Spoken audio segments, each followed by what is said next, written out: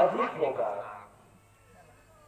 इसलिए सरकार उस पर भी फोकस दे रही है।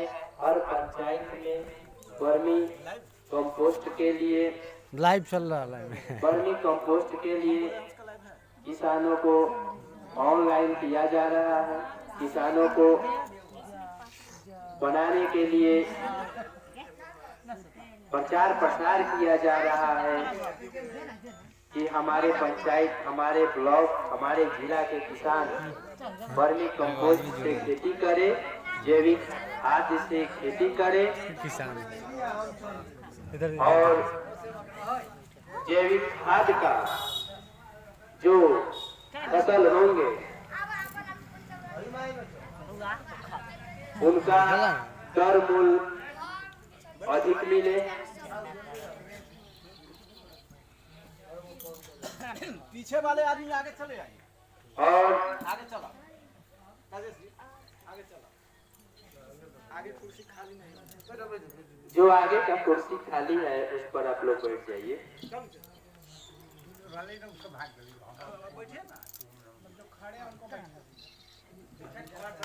तो ये प्रचार प्रसार किसानों को योजनाओं को जानकारी देने के लिए ही रखा गया है कि किसान चौपाल में जो कृषि विभाग से जो योजनाएं चलती है उन किसानों को प्रचार प्रसार के माध्यम से इनको जानकारी मिल सके।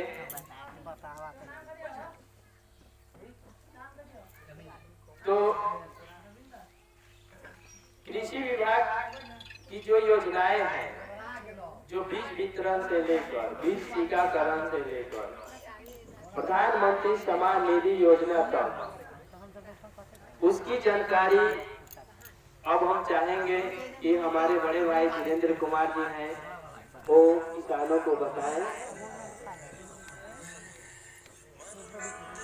बहुत बहुत धन्यवाद किसान भाइयों एवं बहनों। यहीं पे आती जहाँ बेटी है। धन्यवाद राजेश जी।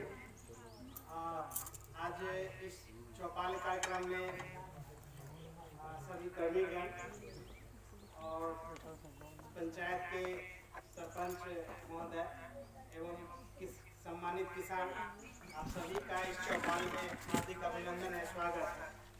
अभी ये आपको ग्रुप समूह के बारे में बता रहे हैं। अब जो भी लाभ है विभाग के द्वारा जो है सो समूह में ही देने का प्रयास किया जाए, क्योंकि समूह बनेगा 25 का 30 का, आप उसके ऊपर जितना भी बना सकते हैं जोड़ सकते हैं। अगर मान लीजिए 25-30 का एक समूह बना है तो उनको निरंतर मतलब उनको कभी बीज का लाभ, कभी उस समूह के लिए जो जैसे यंत्र का लाभ हो गया, हर तरीके का लाभ, मशरूम उत्पादन उस समूह से कराया जाएगा। मतलब जो भी योजनाएं हैं उस समूह को प्राथमिकता के तौर पर पहले दिया जाएगा। तो उस समूह गठन के लिए बोला जाता है कि पंचायत में कम से कम 1-2 समूह का निर्माण हो ताकि समय पर उनको लाभ दिया जाए। इसके लिए आप प्रयासरत भी हैं। 2 समूह पर हो रहा है, उनका पंजीकरण हो जाएगा, उसके बाद उनको लाभ देने का प्रयास किया जाएगा। हर लाभ उनको प्रयास किया जाएगा दिया जाएगा।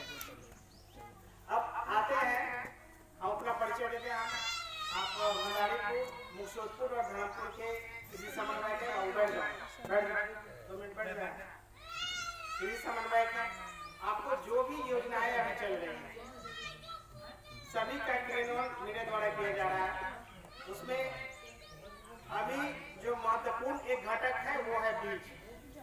बीज में अभी हम लोग गेहूं का बीज वितरण किए हैं, मसूर दिए हैं, तोरी का बीज दिए हैं और अभी वर्तमान में हमारे पास 3 बीज उपलब्ध है।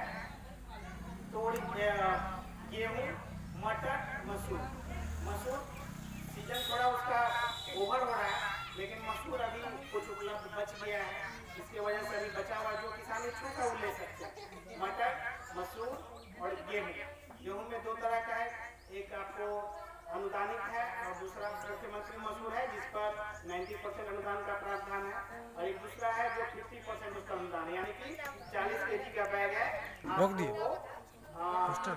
बंद कर दिया। प्राप्त हो जाएगा 40 के 29-67 वेरायटी है, लेट वेरायटी भी है। और हालांकि अभी गेहूं की बुआई का बैठना समय उठिए लेट नहीं खड़ा है, पे 15 दिसंबर तक अभी बुआई एकदम चलेगा।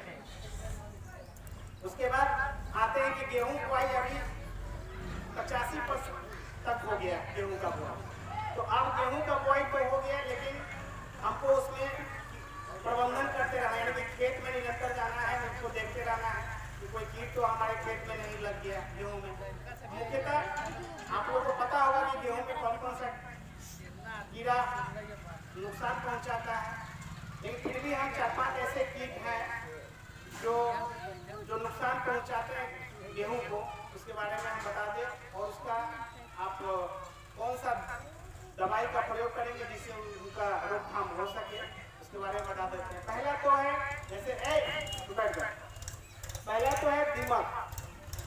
दीमक आप देखते हैं पेड़ पे ही रहता है और वो जमीन के अंदर में भी जब जाएगा तो छोटा पौधा है उसको अंदर से उसके जड़ को काटना शुरू कर देगा और वो तुरंत पौधा सूखेगा नहीं। पहले तो जड़ थोड़ा काटते काटते आप जाइएगा तो आपको लगेगा कि नहीं गेहूं बिल्कुल हमारा ठीक है, लेकिन जब वो एक बार वो अंदर प्रवेश करेगा धीरे धीरे काटते काटते पूरा एरिया अंदर में बढ़ा देगा और जब पानी देने जाएंगे उस समय में पूरा एकदम खोखला हो जाएगा ऊपर से, मतलब बहुत सारा फसल को नुकसान पहुंचाता है।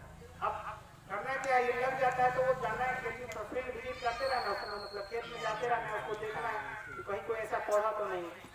अगर उस समय थोड़ा सा पौधा को भी उखाड़ेंगे तुरंत मिट्टी लगा हुआ उखड़ेगा, मतलब जड़ में हल्का का मिट्टी लगा हुआ रहेगा, मतलब कि दीमक का उसमें प्रकोप है। अगर हो गया दीमक तो उसमें कुछ नहीं, मार्केट से आपको क्लोरोपाइरीफॉस लिक्विड फॉर्म में भी है और पाउडर के फॉर्म में भी है। अगर लिक्विड फॉर्म में कोई देता है तो 2.5 ml प्रति लीटर के हिसाब से उसको मिलाकर स्प्रे करता है, और कुछ दिन में ही वो दीमक खत्म हो जाएगा, बैठ जाएगी तो कुछ बैठने के। दूसरा जो है बैठिए आगे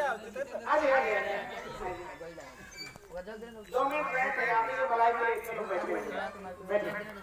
दूसरा जो है जो कीट है गेहूं फसल के लिए वो है आपको लाही। अभी देखिए थोड़ा ठंडा का प्रकोप बढ़ेगा तो लाही का ही प्रकोप पूरा बढ़ने लगेगा। अब लाही के लिए क्या करते हैं लोग, उसको मार्केट से दवाई ले आते हैं, पूरा उसको छिड़कते हैं तो कंट्रोल होता है बहुत स्तर तक। लेकिन पहले था कि लोग करते क्या थे, जैसे लाही का जैसे ही प्रकोप बढ़ा तो लाही को पीला चीज से बहुत अट्रैक्शन है, मतलब प्रभावित होता है, आकर्षित होता है पीला चीज को देखते हुए। तो पहले लोग टीम के मतलब चदरा टीम के चदरा पे पीला कलर पेंट करके उसको बूंद लगा के खेत में रख देते थे, सारा जाके उसे चिपक गया। तो पहले लोग ऐसे ही कंट्रोल करते, लेकिन अब तो केमिकल लोग लेते हैं, लेके उसका छिड़काव कर देते हैं। तो उसके लिए भी कंपोजिशन मार्केट में है, फेनवाइलेट है और भी दवाई है जो कि आप उसका लेके स्प्रे कर सकते हैं लाही। क्योंकि लाही करता क्या है कि अगर आप उसको छोड़ दीजिएगा, कंट्रोल नहीं कीजिएगा, पत्ता पर पूरा वो बैठ कर और ब्लैक स्पॉट यानी काला धब्बा पूरे पत्ते पर फैला देगा, और जैसे ही पूरा पत्ता को काला धब्बा घेरेगा उसका जो विकास होना चाहिए उसमें वो विकास रुक जाएगा। अगर उस समय तक उसको आप कंट्रोल नहीं कीजिएगा, छोड़ दीजिएगा, वो प्रभावित होता है उत्पादन में। बहुत ऐसा पौधा है जो उससे प्रभावित होगा, जब वो जिस समय आप फसल जब पककर तैयार हो जाएगा तो वो उत्पादन पर प्रभाव डालेगा। इसीलिए उसका मतलब समय देखते, प्रकोप को देखते उस समय उसका कंट्रोल करना आवश्यक हो जाता है। तीसरा एक है जो आमतौर पर भाषा में बोलते हैं कलिका रोग है, जो गेहूं में आप जाइएगा देखिएगा बाली में दाना में काला काला मतलब किसे कहीं कहीं पर आता है, देखे हैं काला काला आपको दिखेगा, उसमें दाना नहीं आएगा, काला भूसी भर जाता है, उसको कलिका रोग बोलते हैं गेहूं को। तो उसमें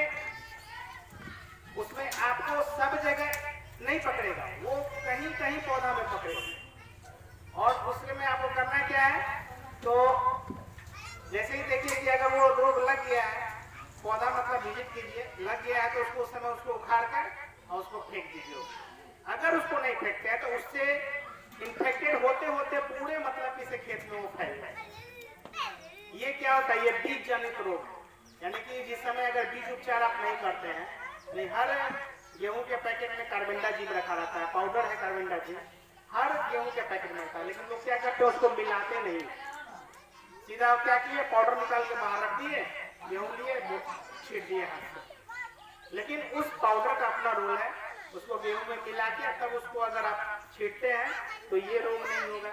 एक अकड़ी रोग होता है, वो भी गेहूं का ही है, वो भी नहीं अगर ये कार्बेंडाजिम का प्रयोग आप कर देते हैं खेत में तब। कुछ लोग हैं जिस समय गर्मी का समय रहता है उस समय जुताई खेत का मतलब अगर नहीं करवाएंगे, अगर उसमें भी लेट करेंगे तो उससे भी मतलब ये सब रोग ज्यादा प्रकोप बढ़ता है फसल का। तो ये आप ज्यादा इस चीज को समझते हैं, जानते हैं, आप राज्य खेत में जाते हैं, विजिट करते हैं, ज्यादा आपको ये, लेकिन ये 4-5 रोग है जिसको आपको निरंतर समय समय पर जाकर देखते रहना है और उसका प्रबंधन करना है ताकि फसल में अधिक से अधिक उत्पादन हो सके। दूसरा एक इम्पोर्टेंट कड़ी है पराली। अभी देखिए ये बहुत ही, अभी लोग इस पे ध्यान नहीं दे रहे हैं, लेकिन देख लो सरकार ने इससे क्या है, एफआईआर करने का भी निर्देश है। आप अगर खेत में पुआल अगर है, पुआल में आप ना बोलते नीचे बैठे वाला आदमी है। पुआल में अगर कहीं आग लगा, कोई भी फसल का अगर आपसे बैठी नहीं काटने पर कितना बैठा है, बैठे को तो नहीं बैठा है। अगर आप उसको पुआल में आग लगाते हैं तो आप क्या करते हैं, आप अपना खाना तो ले की हो गए तो बैठ अपना खाना तो ले लिए ना, बैठे काम है यहाँ पत्ता निकाल लिए, धान निकाल लिए और उसके बाद क्या करते हैं, उसमें सलाई मार देते हैं, अपना खाना ले लिए और खेत के खाना को आप मार देते हैं। तो उसको उसमें खेत का खाना क्या हुआ, तो जो सूक्ष्म जीवाणु होता है जो खेत के अंदर, वो आप अगर जैसे ही पुआल में आग लगाइएगा उसका तापमान इतना अधिक हो जाएगा कि सारा वो जीवाणु उसमें खत्म हो जाएगा और वो जीवाणु खत्म होगा, मिट्टी बंजर हो जाएगा। आप उसमें कितना भी यूरिया डीएपी पोटाश डालते रह जाइएगा, कुछ नहीं होगा, सब वेस्ट जाएगा। तो इसलिए अभी भी इसका एक कुप्रभाव ये है कि धर्मपुर में 3 व्यक्ति का रजिस्ट्रेशन लॉक कर दिया गया, किसान पंजीकरण संख्या, इसीलिए कि वो पुआल खेत में जलाए और 3 साल तक के लिए उनको कृषि विभाग का कोई भी लाभ नहीं मिलेगा, ना कोई अनुदान मिलेगा, ना कोई इनपुट आता है वो अप्लाई कर पाएंगे, किसी तरीके का अनुदान उनको नहीं मिलेगा, सब बंद हो जाएगा। इसलिए सभी लोग खेत में बिल्कुल ही पुआल नहीं जलाएंगे। अब हम बताते हैं आपको, ये साइंटिफिकली ये दिया गया है कि पुआल जलाने से होता क्या है। आप अगर 1 टन पुआल को जलाते हैं तो 3 किलोग्राम पार्टिकुलेट मैटर उससे निकलता है, 1460 किलोग्राम कार्बन डाइऑक्साइड निकलता है, CO2। वो कितना खतरनाक है CO2, जो उसे 1460 किलोग्राम कार्बन डाइऑक्साइड उससे निकलेगा अगर 1 टन पुआल को जलाते हैं। 2 kilogram sulphur dioxide, 60 kilogram carbon monoxide और 199 किलोग्राम राख। कार्बन मोनोऑक्साइड जितना जो गाड़ी देखते हैं सब चलता है, सबसे कार्बन मोनोऑक्साइड निकलता है और वो कितना खतरनाक है वो अंदाजा लगाया जा सकता है कि उसी गैस की वजह से आज ओजोन लेयर में छेद हो रहा है, उसमें छेद की वजह से आपका तापमान निरंतर बढ़ते जा रहा है, ग्लेशियर पहाड़ से पिघलने लग रहा है उस तापमान की वजह से, बढ़ने की वजह से। तो और उसका स्वास्थ्य पर प्रभाव क्या पड़ेगा, तो सांस लेने में समस्या होगी। मान लीजिए आज 1 लोग जला रहे हैं, कल 2, 3, ये अगर संख्या बढ़ते चला गया तो समस्या क्या होगा, सांस लेने में समस्या होगा, आंखों में जलन, नाक में समस्या, गले की समस्या, उसके धुआं। अब अगर आप पुआल को मिट्टी में मिलाते हैं तो उससे क्या लाभ मिलेगा, तो उसमें जो है नाइट्रोजन, आप यूरिया लेकर खेत में देते हैं, मार्केट से खरीद के देते हैं, अगर इसका आप प्रयोग करते हैं खेत में तो नाइट्रोजन 10 से 15 किलोग्राम आपको मिलेगा, पोटास 30 से 40 किलोग्राम, सल्फर 5 से 7 किलोग्राम और ऑर्गेनिक कार्बन 600 से 800 किलोग्राम। यानी कि कितना फायदा है नेचुरल, आपको इतना जो केमिकल फर्टिलाइजर जो आप मार्केट से खरीद के देते हैं ये आपको पुआल को खेत में मिलाने से ही मिलेगा। अब आप कहिएगा कि हम पुआल को मिलाएंगे कैसे खेत में, तो सही बात है, ये क्वेश्चन है, बड़ा क्वेश्चन है कि पुआल को हम खेत में कैसे मिलाएं, वो तो दौनी हो गया, एक जगह रखा जाता है। तो उसके लिए गवर्नमेंट सरकार के द्वारा, जो हमारे कृषि विभाग के द्वारा अधिक मात्रा अनुदान पर यंत्र दिया जाता है, जैसे कि आपको रोटरी मल्चर है, इस पर इसका मूल्य 1.5 लाख से 1,75,000। इसका अनुदान कितना रहता है? 75%, यानी 1.5 लाख में 75% अनुदान मिले, तो आपका बहुत कम पैसा उसमें लगेगा। उसमें करना क्या है, उस मशीन का कार्य क्या है, ये मल्चिंग का काम करता है, यानी कि जो पुआल है, पुआल को एक चटाई की तरह उस खेत में बिछा देगा। आप खेत जोत दिए, गेहूं बाव कर दिए, अब ये क्या करेगा कि आपको पूरा एक छोटा परत, मतलब कि पूरे पुआल का खेत में बिछा देगा। सिंचाई भी हो गई, नमी उसका तो कितना धूप निकलेगा, नमी तो बरकरार रहेगा, इवेपोरेशन होगा नहीं, ऊपर में वाष्पीकरण होगा नहीं, वो नमी मेंटेन रहेगा अधिक समय के लिए, जल्दी सिंचाई की आवश्यकता पड़ेगी नहीं, पानी का ही बचत। तो ये सब मशीन कुछ मशीन है, एक स्ट्रॉ बेलर भी है, ये सब मशीन इधर है ही नहीं। इसीलिए विभाग का जोर है कि ये सब मशीन पंचायत में खरीदाए और लोग इसका उपयोग करें, इसके उपयोग के बारे में जाने। जब तक हम आपको नहीं बताएंगे तब तक इसको आप खरीदेंगे ही नहीं, क्योंकि इसकी विशेषता को जानेंगे तभी इसके लिए खरीदने के लिए इच्छुक होंगे। तो ये 2-3 मशीन है जो मान लीजिए अभी नहीं है, इनका समूह के माध्यम से इसको क्रय कराया जाएगा और इसका उपयोग पंचायत में जहाँ 2-3 लोग करने लगेंगे वहाँ धीरे धीरे ये प्रचलन में आ जाएगा। तो ये है, कृपया फसल अवशेष को नहीं जलाएंगे सब लोग। एक तो आप इकोनॉमिकली भी आपको नुकसान हो, जैसे ही आप इसको जलाइएगा आपका किसान पंजीकरण संख्या लॉस हो जाए, और जहाँ लॉस हुआ तो आप जो है सो कोई लाभ, मतलब कृषि विभाग के हर लाभ से वंचित करेंगे। ये हम नहीं रिपोर्ट करेंगे, ये रिपोर्ट ऑटोमेटिक सेटेलाइट के माध्यम से, यानी कि आपका खेसरा मान लीजिए किस जगह जमीन है, खेसरा ये है, तो हमको नहीं बताने की आवश्यकता है कि भाई इस खेसरा में हो रहा, वो ऑटोमेटिक, मतलब ऑटोमेटिक वो खेसरा जो है ऊपर से ही लेके लॉक कर देता है कि भाई नहीं चलो इस जगह में मतलब पुआल जलाया गया है, ये ऑटोमेटिक ये हो जाएगा। तो इसीलिए पुआल कोई भी लोग इसको नहीं जलाएंगे खेत में। और आपको आज इस बात की जानकारी ली ही है, आप अपने अगल बगल में और सभी लोग को इस बात की जानकारी देंगे कि पुआल खेत में नहीं जलाना है, ठीक है। और प्रधानमंत्री सम्मान निधि में, क्योंकि थोड़ा ध्यान से सुन लीजिए, न तो जो दुर्घटना आता है ना वो बंद हो जाएगा कल होकर, नहीं सुनिएगा ध्यान से। प्रधानमंत्री सम्मान निधि में अभी कुल 259 किसान का भौतिक सत्यापन बचा हुआ, पैसा आ गया। इसका मतलब ये नहीं है कि भौतिक सत्यापन नहीं होगा, ये नहीं, भौतिक सत्यापन करना अनिवार्य है। अभी भी 3 घटक जो है NPCI, KYC और भौतिक सत्यापन, ये तीनों चीज के लिए प्रतिदिन मतलब कि इसके लिए मीटिंग होती है कि आज कितना हुआ, आज कितना हुआ, आज कितना। पैसा आपको लेना है, इच्छा भी आपकी होनी चाहिए ना कि हमारा ये योजना हमको मिल रहा है तो हम इसको इस पर कुछ कार्य हो रहा है, इसकी जानकारी देना, ये भी तो आपका नहीं है।